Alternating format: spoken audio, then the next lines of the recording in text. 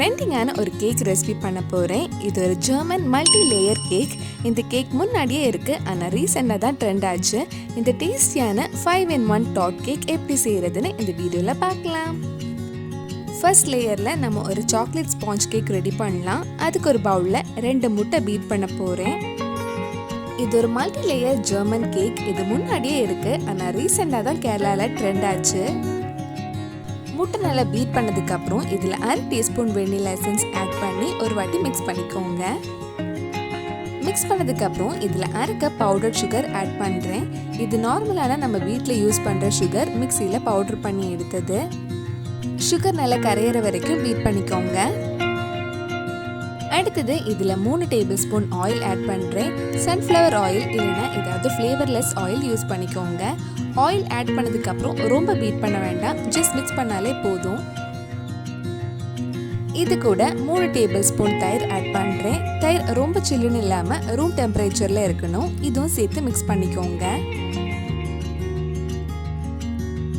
அடுத்தது நம்ம try ingredients add பண்ணலாம். 1/2 கப் மைதா இந்த மாதிரி சல்லடை யூஸ் பண்ணி சலிச்சு ஆட் பண்ணிக்கோங்க. இது கூட 2 table spoon cocoa powder, 1/2 teaspoon baking powder, 1/4 teaspoon baking soda, கொஞ்சமாக உப்பு ஆட் பண்ணலாம்.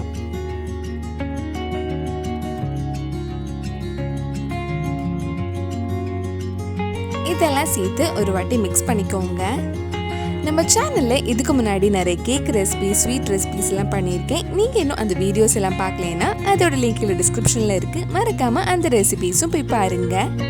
இந்த கேக்கோட பேட்டர் கொஞ்சம் லூஸான கன்சிஸ்டன்சியில் தான் இருக்கணும். அதனால கடைசியாக ஒரு 3 டேபிள் ஸ்பூன் கொஞ்சம் சூடான தண்ணியும் ஆட் பண்ணுறேன். இந்த ஒரு கன்சிஸ்டன்சியில் ரெடி பண்ணி வச்சுக்கோங்க. நான் கேக் பேக் பண்ணுறதுக்காக 7 இன்ச் பேக்கிங் ட்ரே எடுத்திருக்கேன். அது ஃபர்ஸ்ட் பட்டர் மைதாவில் கிரீஸ் பண்ணதுக்கப்புறம் நம்ம ரெடி பண்ண பேட்டர் ஊற்றலாம். அதில் இருக்கிற ஏர் பபிள்ஸ் எல்லாம் போகிறதுக்காக 2-3 வாட்டி டேப் பண்ணிக்கோங்க. கேக் ஓவனில் 15-20 நிமிஷம் 180 டிகிரியில் பேக் பண்ணிக்கோங்க. பேக் பண்ணுறதுக்கு முன்னாடி 10 நிமிஷம் ப்ரீஹீட் பண்ணிக்கோங்க. அடுத்தது இன்னொரு லேயர் சாக்லேட் க்ரீம் ரெடி பண்ணுறதுக்காக ஒரு பேனில் 1 டேபிள் ஸ்பூன் கார்ன்ஃப்ளவர் எடுத்திருக்கேன். இது கூட 3/4 கப் ஃப்ரெஷ் க்ரீம் ஆட் பண்ணி மிக்ஸ் பண்ணிக்கோங்க.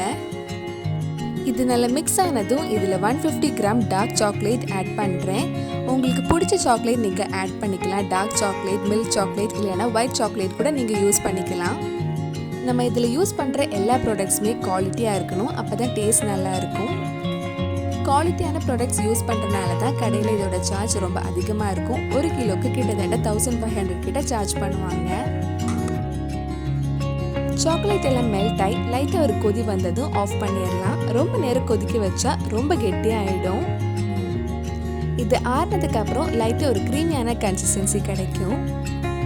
அடுத்தது நம்ம சுகர் சிரப் ரெடி பண்ணலாம். அதுக்கு 1/4 கப் சுகர், 1/2 கப் தண்ணி எடுத்திருக்கேன். சுகர் எல்லாம் மெல்ட் ஆகி லைட்டாக ஒரு கொதி வந்ததும் ஆஃப் பண்ணிடுங்க. கேக் நல்லா பேக் ஆகிருக்க. இது கொஞ்சம் ஆறுறதுக்கு அப்புறம் நம்ம இதில் இருந்து ரிமூவ் பண்ணலாம். இந்த கேக் செட் பண்ணுறதுக்காக பேக்கரி ஐட்டம்ஸ் எல்லாம் சேல் பண்ணுற ஷாப்பில் டின் கிடைக்கும். ரவுண்டாக டின் இல்லைன்னா ஸ்கொயர் டின் கூட நீங்கள் வாங்கிக்கலாம்.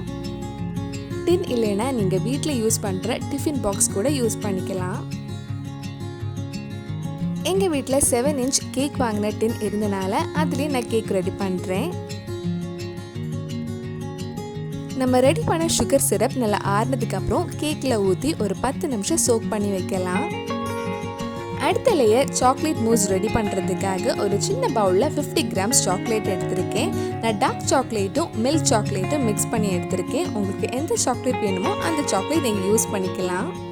இதில் 2 டேபிள் ஸ்பூன் சூடான விப்பிங் க்ரீம் ஆட் பண்ணி மெல்ட் பண்ணி வச்சுக்கோங்க. உங்களுக்கு எவ்வளோ இனிப்பு வேணுமோ அதுக்கேற்ற மாதிரி நீங்கள் சாக்லேட் எடுத்துக்கலாம். இப்போ ஒரு பவுலில் 1/2 கப் விப்பிங் க்ரீம் பீட் பண்ண போகிறேன். நீங்கள் விப் பண்ணும்போது நீங்கள் யூஸ் பண்ணுற பவுலும் பீட்டரும் கொஞ்சம் நேரம் ஃப்ரீசரில் வச்சா க்ரீம் சீக்கிரமே விப் ஆகிடும். ரொம்ப ஸ்டிஃப் பீக் வர வரைக்கும் பீட் பண்ண வேண்டாம், சாஃப்டான பீக் வந்தாலே போதும். இப்போ இதில் நம்ம மெல்ட் பண்ணி வச்சுருக்கிற சாக்லேட் ஆட் பண்ணலாம். சாக்லேட் நல்லா ஆறுனதுக்கப்புறம் ஆட் பண்ணுங்கள். சூடாக இருந்தால் நம்ம விப் பண்ண க்ரீம் மெல்ட் ஆகிடும். இதுவும் சேர்த்து மிக்ஸ் பண்ணால் நம்ம சாக்லேட் மூஸ் ரெடி ஆகிடுச்சு. நம்ம கேக்கில் சுகர் சிரப்பெல்லாம் நல்லா சோக்காக இருக்கு. இனி இதில் ரெண்டாவது லேயர் நம்ம ரெடி பண்ண சாக்லேட் மூஸ் ஆட் பண்ணலாம். இந்த கேக்கில் வர லேயர்ஸ் உங்களுக்கு ஏற்ற மாதிரி நீங்கள் ரெடி பண்ணிக்கலாம். சாக்லேட் மூஸ் இல்லைன்னா ஒயிட் சாக்லேட் மூஸ் இல்லைன்னா ஒயிட் சாக்லேட் க்ரீம், அந்த மாதிரி உங்கள் இஷ்டத்துக்கு ஏற்ற மாதிரி நீங்கள் ரெடி பண்ணிக்கோங்க. இது நல்லா ஸ்ப்ரெட் பண்ணதுக்கப்புறம் நம்ம ஃப்ரீசரில் கொஞ்சம் நேரம் செட் ஆகிறதுக்கு வைக்கலாம். நம்ம ஃபர்ஸ்ட் விப்பிங் க்ரீமில் மெல்ட் பண்ண சாக்லேட் இப்போ கொஞ்சம் கெட்டியாக இருக்குது. அது கொஞ்சம் விப் பண்ணி எடுக்கலாம். லைட்டாக கொஞ்சம் நேரம் விப் பண்ணதுக்கப்புறம் நம்ம தேர்ட் லேயர் இந்த சாக்லேட் க்ரீம் ஆட் பண்ணலாம்.